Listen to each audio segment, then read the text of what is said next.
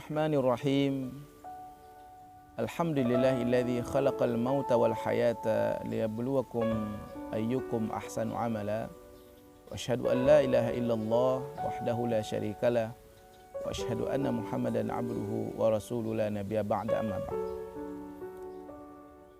Ikhwatal iman wal Islam rahimakumullah.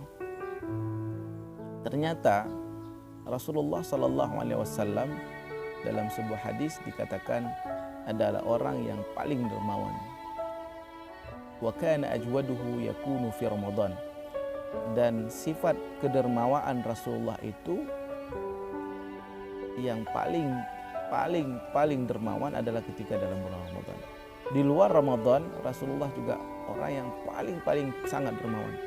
Tapi ketika di dalam bulan Ramadan tingkat kedermawaannya itu bertingkat-tingkat. Sebagaimana dalam sebuah hadis dikatakan wa kana ajwaduhu kana fi Ramadan.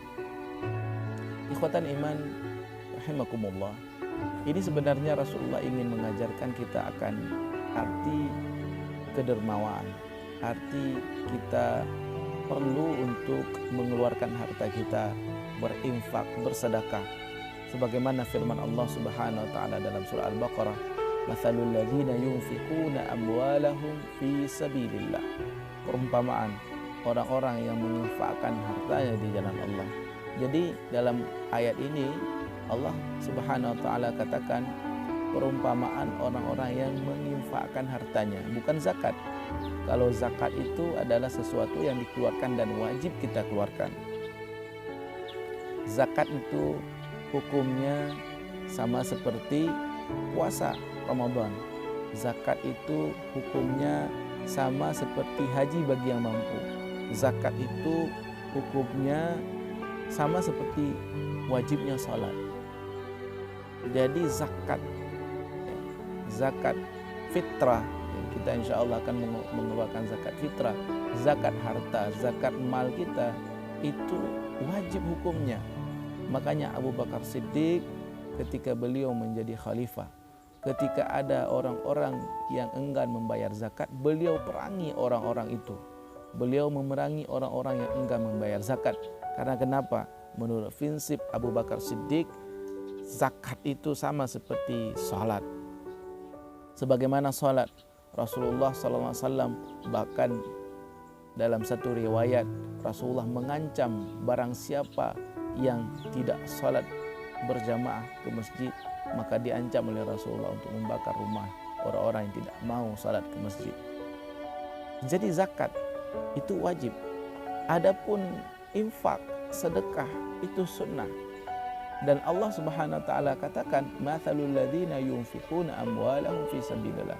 Perumpamaan orang-orang yang menginfakkan hartanya di jalan Allah kamatsali habba, seperti satu biji. Yang mana satu biji, misalnya saja biji kurma kita tanam, itu akan tumbuh, nanti tumbuhnya tangkai, tumbuh cabang. Kata Allah Subhanahu wa taala, kamatsali habbati ambatat sab'a sanabila, yang mana dari satu biji itu akan tumbuh tujuh cabang. Fi kulli sumbulatin mi'atu habbah, dan setiap cabang itu ada 7 tangkai. Dan setiap tangkai itu ada 700 butir. Bayangkan Allah Subhanahu wa taala mengumpamakan berinfak di jalannya dengan 7 cabang, yang mana setiap cabang ada 7 tangkai, yang mana setiap tangkai itu ada 100 butir. Bayangkan infak dan sedekah yang kita berikan di jalan Allah Subhanahu wa taala. Ternyata satu butir bukanlah nilainya satu butir, nilainya berlipat ganda yang Allah berikan kepada kita. Wallahu yudha'ifu liman yasha wallahu wasi'un alim. Ikhwatal iman wal Islam, di tengah kondisi kita saat ini, di tengah kondisi COVID-19 ini, tentu berdampak ekonomi kepada saudara-saudara kita. Maka bagi saudara-saudara kita yang mampu, alangkah bijaknya, alangkah baiknya jika bapak-bapak, ibu-ibu sekalian memiliki harta, berkelebihan harta, tidak salahnya untuk mengeluarkan infak kepada saudara-saudara kita yang membutuhkan. Kita membaca di media saat ini dengan COVID-19 ini berdampak kepada banyak orang-orang yang di PHK. Banyak orang-orang yang setiap harinya bekerja upahan, bekerja hari itu untuk makan hari itu, tapi hari ini mereka tidak dapat pekerjaan, mereka tidak dapat bekerja karena terbatasi gerak mereka, sehingga kita sangat sedih, kita merasa prihatin dengan kondisi saat ini. Maka disinilah kesempatan kita, disinilah kesempatan kita bagi orang-orang yang mampu, minal agniya, bagi orang-orang kaya. Disinilah kesempatan Anda untuk berinfak. Jangan sampai nantinya seperti masa Umar bin Abdul Aziz, yang mana dalam riwayat dikatakan pada masa Umar bin Abdul Aziz tidak ada yang mau terima zakat karena semuanya sudah sejahtera.